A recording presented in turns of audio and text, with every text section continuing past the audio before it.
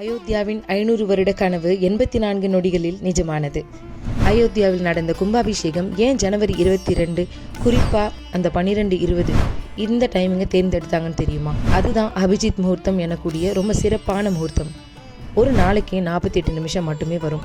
அதுலேயும் அந்த 84 நொடியில் தான் பாலராமரை பிரதிஷ்டை பண்ணியிருக்காங்க.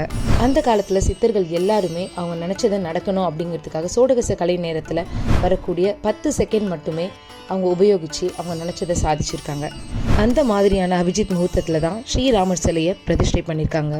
சூரியன் நல்லா உச்சிக்கால வேலையில் இருக்கும் பொழுது வர அபிஜித் முகூர்த்தத்தில் வர அந்த குறிப்பிட்ட 84 செகண்ட்ஸில் ரொம்பவும் உயர்வான நேரமாக இருக்குது.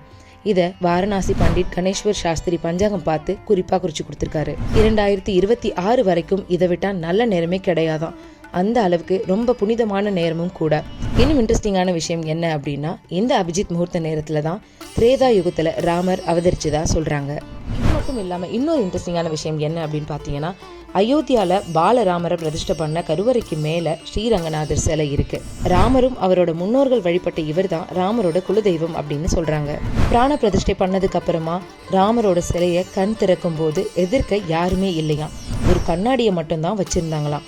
ஏன் அப்படின்னா, பிராண பிரதிஷ்டை முடிஞ்ச சிலைக்கு கண் திறந்தா அந்த உக்ரத்தை யாராலுமே தாங்கிக்க முடியாதான்.